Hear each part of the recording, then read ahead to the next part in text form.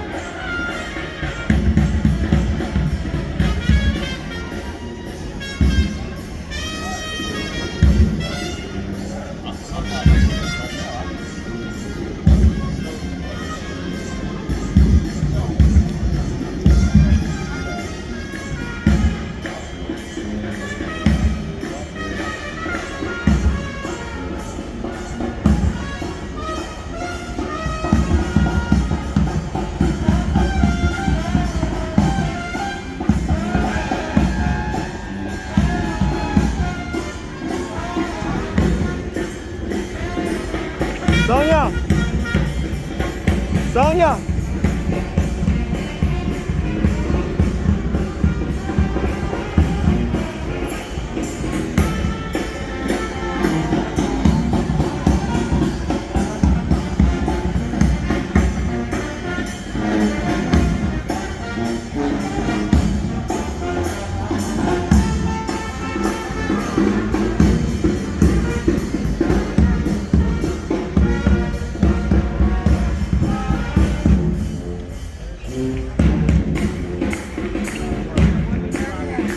Down there.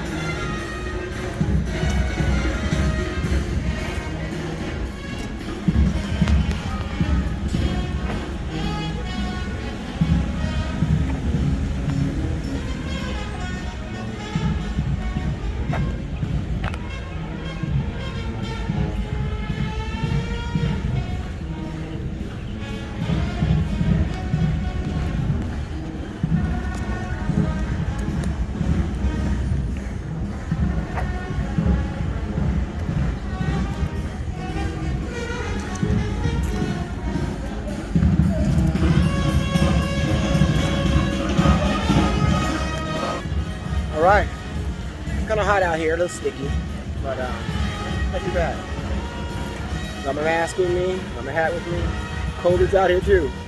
Be very careful. There's a lot of people out here not wearing no kind of mask, no kind of protection at all. I mean, you gotta do what you gotta do, but that COVID has no face, no smell, no name on it, so don't want to catch it, check yourself and mask up. Keep it 100. That's my advice. But you do what you gotta do. All right.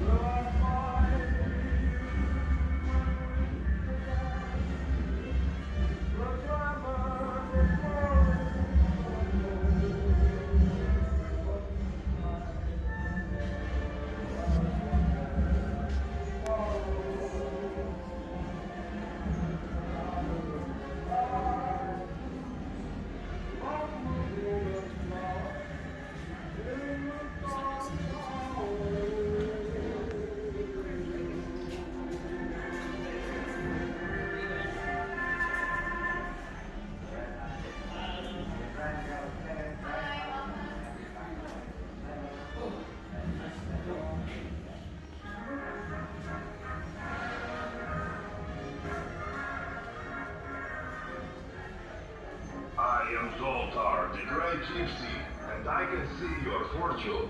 Come see it too, though. No, that's creepy.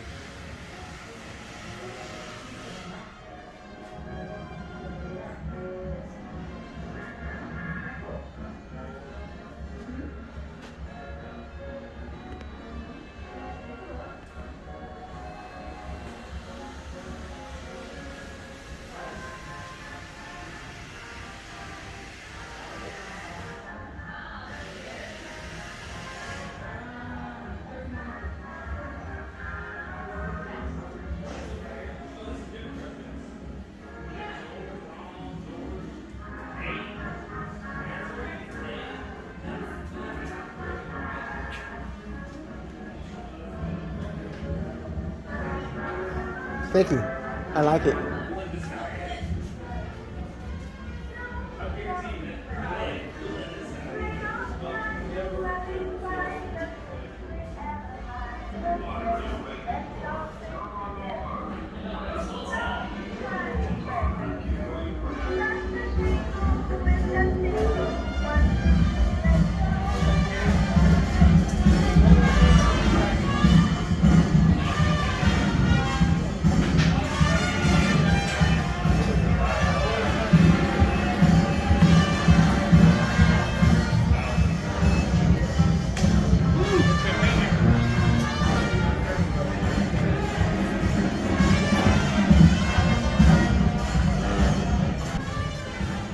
Pretty neat in there. A lot of models and stuff, and old school. Really nice.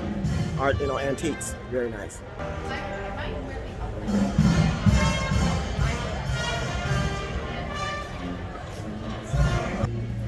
Wow, this place is old. It's starting to fall apart, as you can see. They got some supports.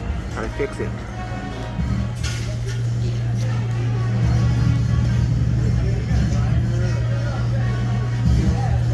Yeah, it's pretty rotten.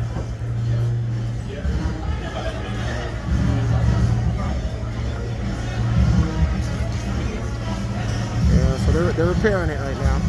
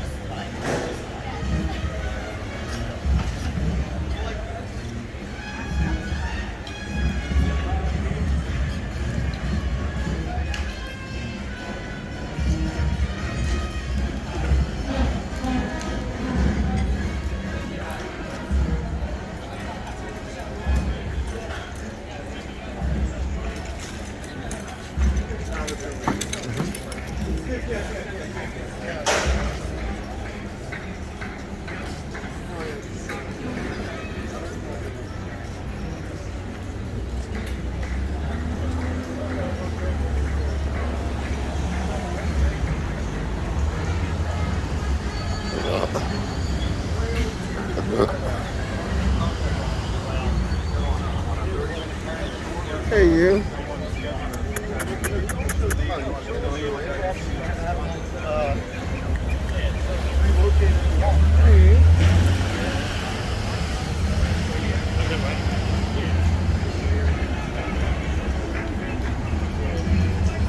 Yeah, you can come in the walk-up, but at night they tend to book up on reservations.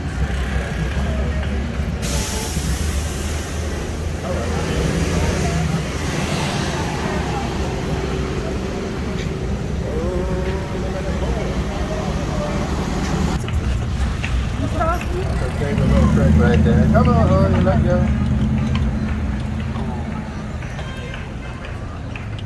There you go. So my name is Tebow. That is Patsy up in the front there. She's named after Patsy Cline, the famous country singer. I think we'll go this way, huh? Go ahead and kind of halfway run that red light. Now I want to let you know where we started our tour today. The little park that I just met you outside of, that's Jackson Square. And Jackson Square is pretty much where the city began. That is the very center of the original old city of New Orleans, which is also known as the French Quarter or the Rue Carré. And the park is named for Andrew Jackson, 7th President of the United States and commander of American forces at the Battle of New Orleans on January 8, 1815. General Jackson and his men defeated a British invasion force that was attempting to come upriver and capture the city right at the end of the war in 1812. Coming up, now you'll notice right behind Jackson Square there's a large church. That church back there is the St. Louis Cathedral. And St. Louis is the oldest active Roman Catholic cathedral in the United States. But the church that's down here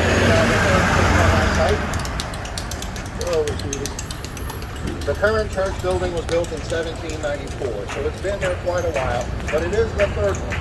The first church was built there in 1727, and there's been a church of St. Louis on that land ever since 1727. Now, right now we're making our way down to Cater Street, which means that we are rolling parallel to the Mississippi River. The river's going to be on the left over there behind that parking lot. And you know, the Mississippi, that is the third largest river in the world by volume. As it goes by New Orleans, it's pretty much exactly half a mile from one side to the other. And specifically, right over here, just outside the French Quarter, the Mississippi River is 200 feet deep. Now that is the deepest stretch anywhere on the entirety of the Mississippi. Oh, good girl. Keep it in a straight line now, Patrick. There you go. 1.5 horsepower right up here. Now, one more thing about the river. It is actually above our heads right now. You have to walk uphill to get to that river. But as we found out about a month ago during Hurricane Ida, the levees here work just fine now, so I don't think that's going to be an issue for us today. Yes, that's always good news. So I'm going to take her on up to the corner of St. Louis. We're going to make a right and turn toward the interior of the neighborhood. As we're approaching the corner, though, if you look straight ahead on the next corner, there is a large bronze statue, and that is a likeness of our city's founder. A gentleman cast in bronze right over there. He was a French-Canadian explorer. He was a captain in the French Navy, and he had lots of good French names. New Orleans was founded by Jean-Baptiste Le Mornessier de Bienville. Now, he established our city right here on the banks of the Mississippi River 303 years ago in May 1718. And when Bienville established New Orleans, he did so on behalf of the French crown. So this was a French settlement to begin with. The King of France at the time was King Louis XV. Louis XV was on the throne. Louis, although he was the king in 1718, he actually was not the ruler of France, because in that year he was a and he would not be allowed to govern his kingdom until he turned 13 years of age. Because they didn't want an 8-year-old running the empire. They made him wait until he was a teenager. And they kind of tossed him the keys and told him to go have fun with it. So until Louis turned 13, France was being governed by his great uncle. That was the regent, Philippe II, and Philippe was the Duke of Orleans, which is why they chose the name La Nouvelle Orleans, or New Orleans. In other words, our town was not named for the monarch. They decided to name it after the guy who was signing their paychecks. Yeah, not a bad idea at the time. I guess that would be a good idea today if you ever get around to founding a city of your own. Make it right, sweetie. Y'all, as we're turning right here onto Charters, the large marble building across the street on the left is the state Supreme Court for the state of Louisiana. New Orleans is not the state capital. The capital is upriver at Baton Rouge. But they do keep the courthouse right here in the French Quarter. Now, I've always kind of figured they do it that way because the neighborhood is so widely known for its sense of sober judgment, prudence, and wisdom. Typically, when you think French Quarter, that's the first thing that comes to mind. So, it is an excellent location for a courthouse. So, yeah, French originally, but the city was only French for 44 years.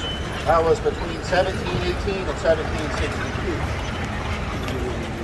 This all changed in 1762 when the entirety of Louisiana, including New Orleans, became a part of the Spanish Empire. But the roads still stay the same. Louisiana Territory, which was considerably larger than the state of Louisiana.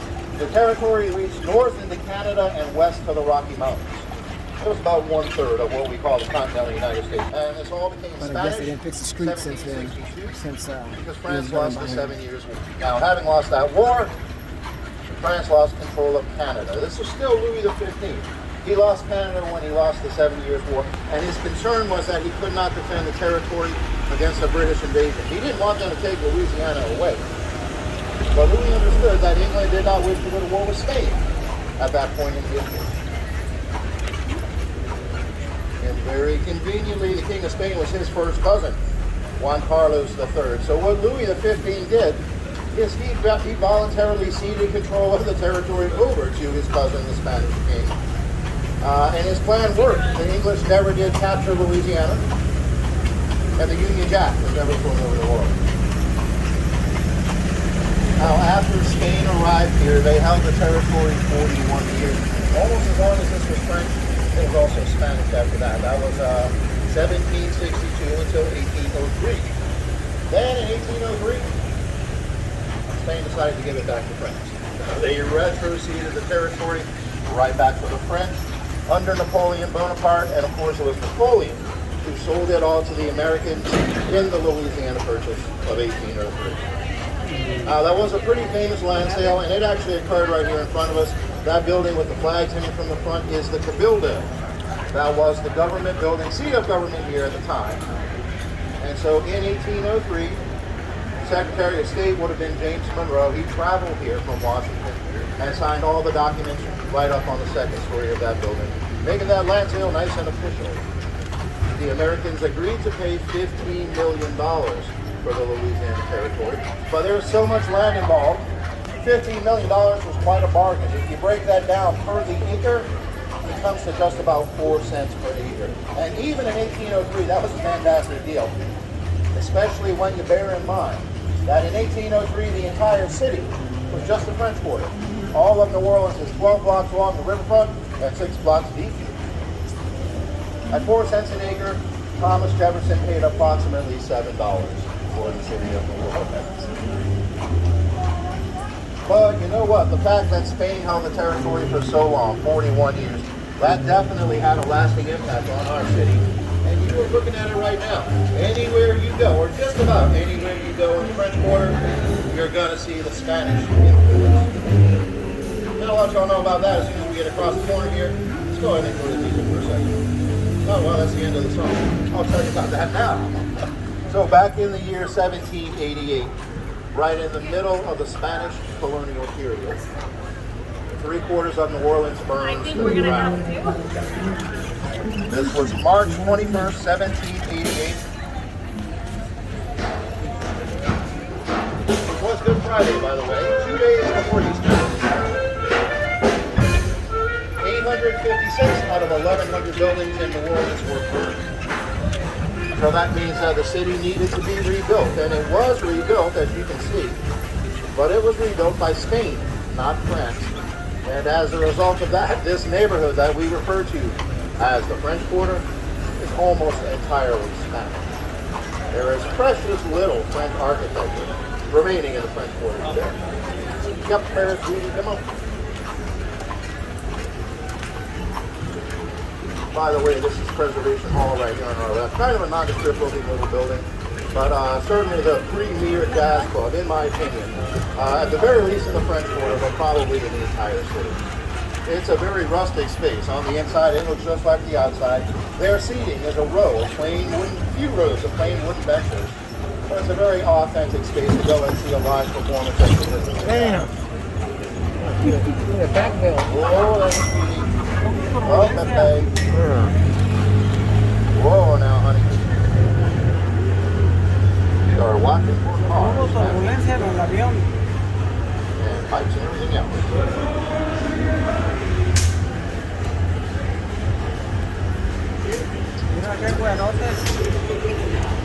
Good girl. Oh, we're going to do a tiny little bit of Bourbon Street while we're on our tour today. Don't worry, after another couple of blocks, Bourbon Street is going to quiet down quite a bit. Come on down, get up there.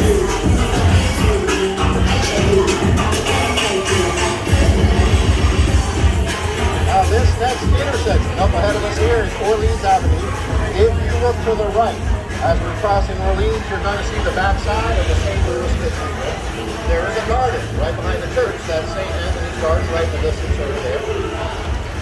And the garden is named for St. Anthony in honor of Père Antoine, Father Antoine de Soudet. Now, Père Antoine was an early parish pastor here in the parish of St. Louis.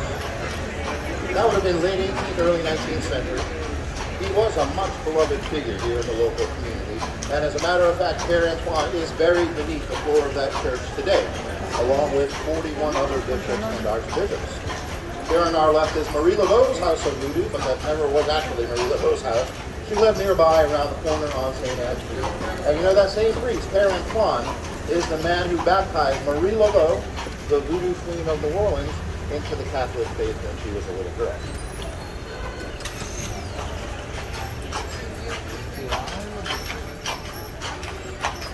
Okay, so that's just about it for the crazy stretch of Bourbon. It's only about 6 blocks long. That's the part that you always see, like, you know, on television and in the movies. Once you get across St. Anne Street, Bourbon Street itself does begin to quiet down. We're headed down into the lower end of the French Quarter. And the lower French Quarter is mostly residential, so it's going to be a little bit quieter down here. A little more pleasant in my opinion. I don't spend a whole lot of time on Bourbon Street in the upper French Quarter. Very few people from New Orleans ever do, unless they're going to work there.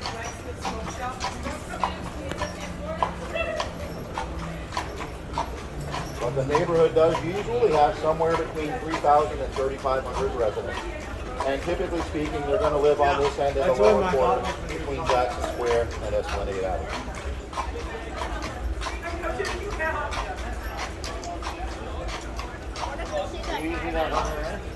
All right, good girl. Let's go.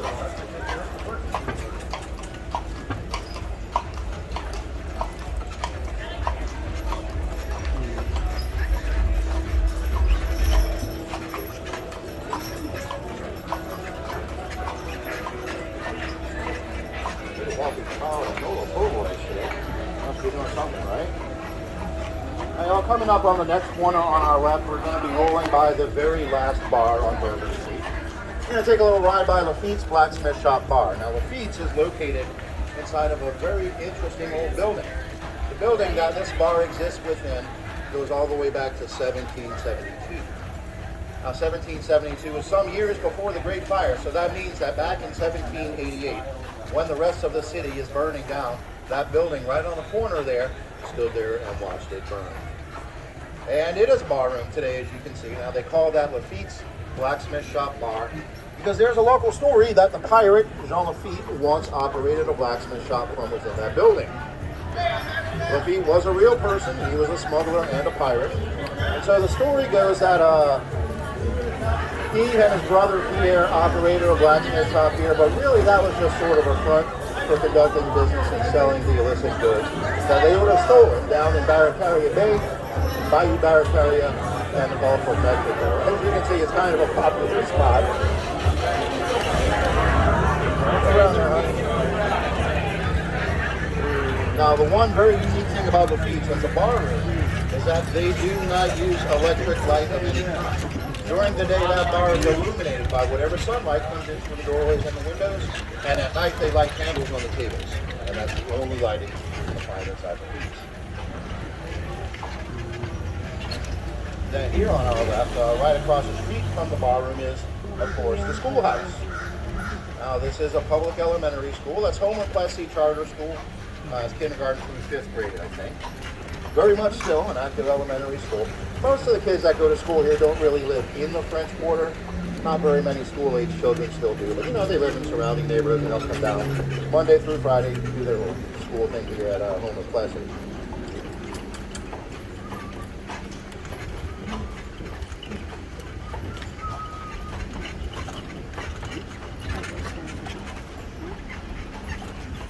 I was driving by there one day last school year, and some of the kids were outside playing. This little boy runs up to the fence, and he's waving his arms and screaming at us. So I slowed Patsy down, and I said, "Hey, what's up, buddy?" And he's so proud of himself. He screams out loud, 1 + 1 = 11. Like, well, I understand the logic in that, but I hope if you come back next year, they're going to do it differently. And I'm sure that's what they're doing now.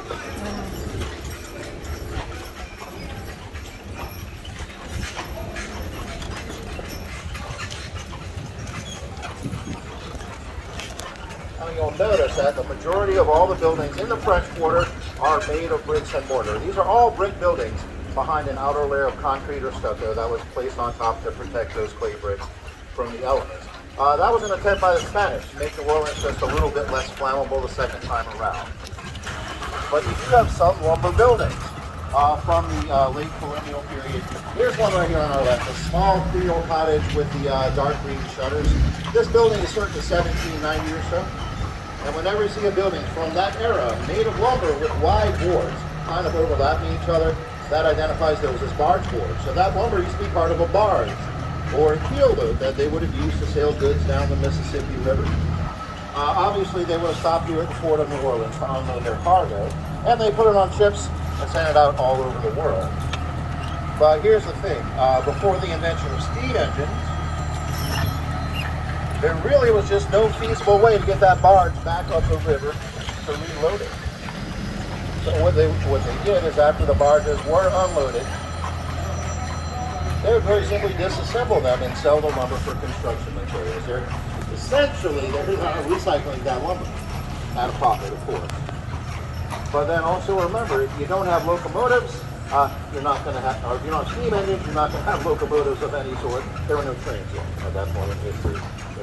So what's happening for the guys that have been working on the boats after they finish helping to unload the cargo and disassemble the boat they had just disembarked? Well, they had very little choice. They were going to turn around and walk back home. They would get on another barge and go on back to work. And in many cases, home might have been as far away as Ohio.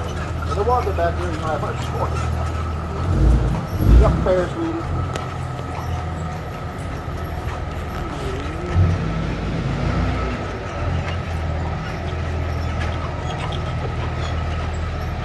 Oh, notice the large building on the right over here. That is the oldest building in the Mississippi River Delta region. That's the old Salon Convent, and it was built between 1749 and 1753. That convent was completed in 1753, almost 10 years before the arrival of the Spanish. And so the old Salon Convent is a rare example of French colonial architecture remaining in the French Quarter today. Now, the property is still owned and operated by the Archdiocese, but it's no longer a working convent. The Ursuline Order of Nuns have a place uptown these days next to Ursuline Academy. There still is an Ursuline school here in town. But that particular building, today it's within 120 years now, which is cool if you think about it. That means the shops themselves have become antiques in the process of selling their antiques.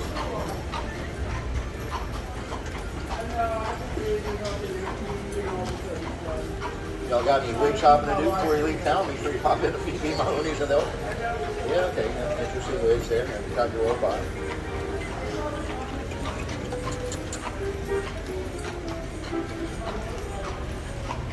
Coming up on the right, we're going to be rolling by the old Cornstalk Fence Hotel. And I think we can all guess which one that is. It is the one with the Cornstalk Fence standing right out front here on our right.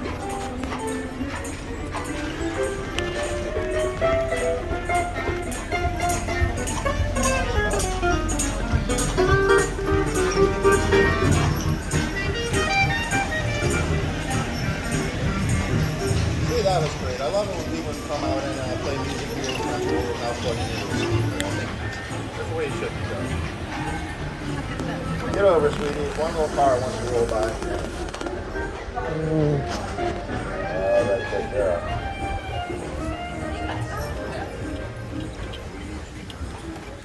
You can see the green building there with the white wall on the ground level. So that'll give you a great idea of what New Orleans looked like before it burned down. See, it's a different style of architecture. That's the earlier French Caribbean style of building. Now that house dates to the same year as the Great Fire. It was built in 1788. We call that Madame John's legacy. But the building did not survive the fire. The house that was there did burn down. And the reason it looks that way is because when they rebuilt it, they decided to use the original plans from the 1730s. So it looks just like the earlier one, but it does post-date the fire by several months. It being the case that it resembles the earlier style, they did some filming at Madame John's Legacy back in 1993 when they came to New Orleans to shoot the movie Interview with the Vampire. I don't know if you've ever seen that film, but it actually depicts the Great Fire. The city burns down, vampires hit the road, and they ended up in Paris, France. And so, in fact, that part of the movie was historically accurate with regard to the fire. I mean, not necessarily the vampires, but I wasn't here, so I can't say for sure.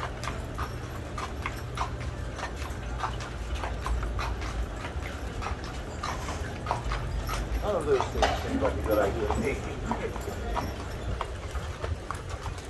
Good girl.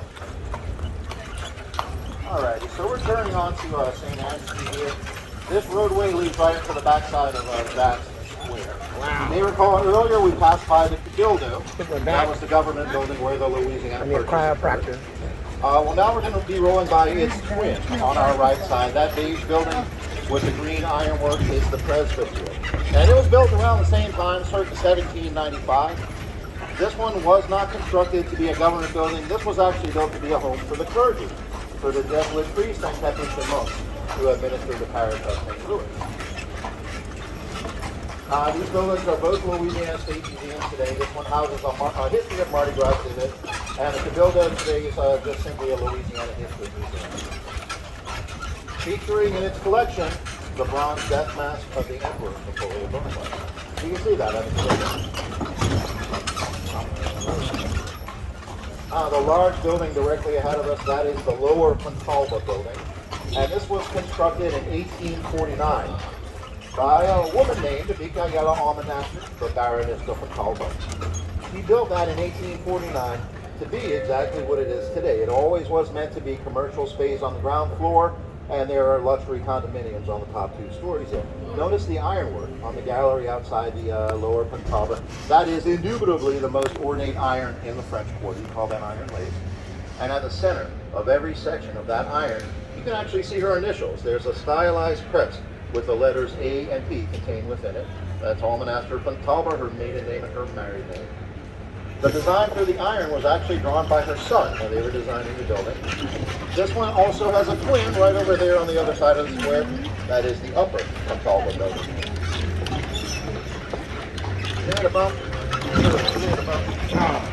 Little. Oh. Now this is Muriel's restaurant across from the Lower Fontalba. The restaurant is delightful, but the building is said to be haunted. Now, if you take a look down the short hallway behind these double doors, see the light fixture at the end of that hall right there? So that light fixture hangs in a small private dining room. That dining room is large enough to accommodate one single table. And they set that table every evening for the ghost of Pierre Jourdain, who is said to reside within the building. That used to be his house, so he keeps the table there. Probably not going to eat a whole lot, being that he's a ghost, but it's a nice gesture. Now, you know, I've never actually done this myself, but I'm told that if you go to Muriel's and you would like to dine at Pierre's table, they can do that. They will seat you there. You can pay a little bit extra for the privilege of sitting at his table, but they will accommodate that request.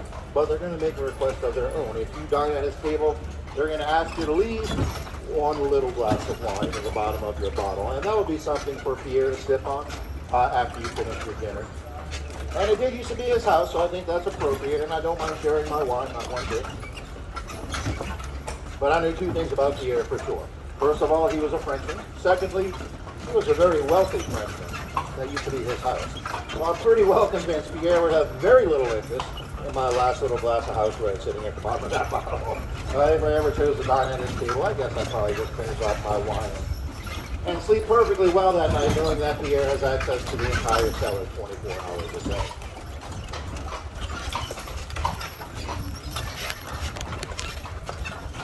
This is Madison Street that we're on right now, by the way.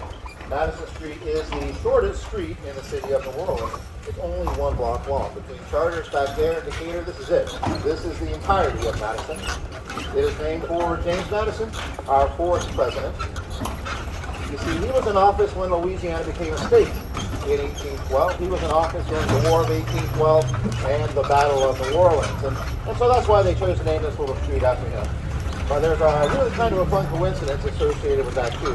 Just by chance, as it happened, James Madison is 5 feet 4 inches tall, which does mean in the long run that the shortest street in New Orleans is named after the shortest man who ever was elected president. A little bit, sweetie. There you go. You good girl.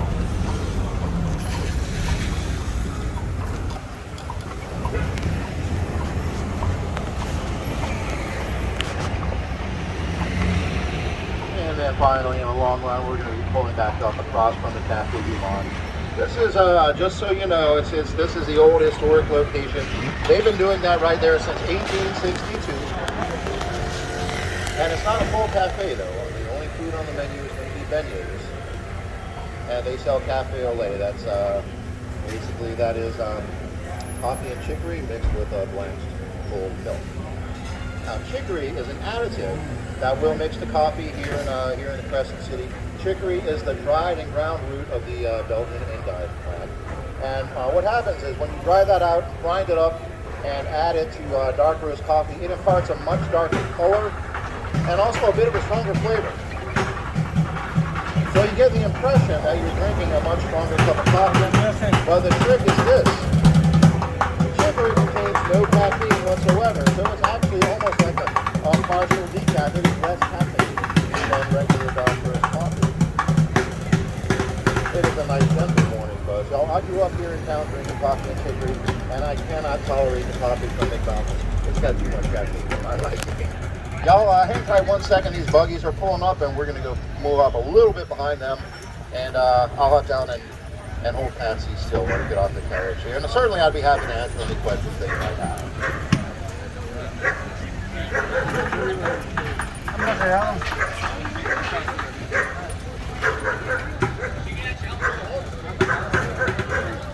Somebody got busted.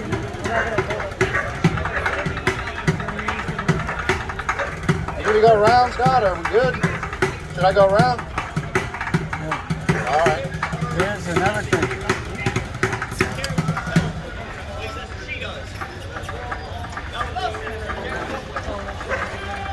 Come on, sweet pie. Damn. Cool. All right, guys. Just a second here. I'm going to go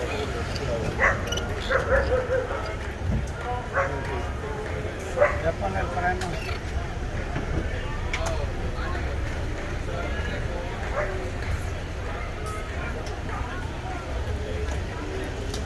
Somebody got busted. Ya se puede matar.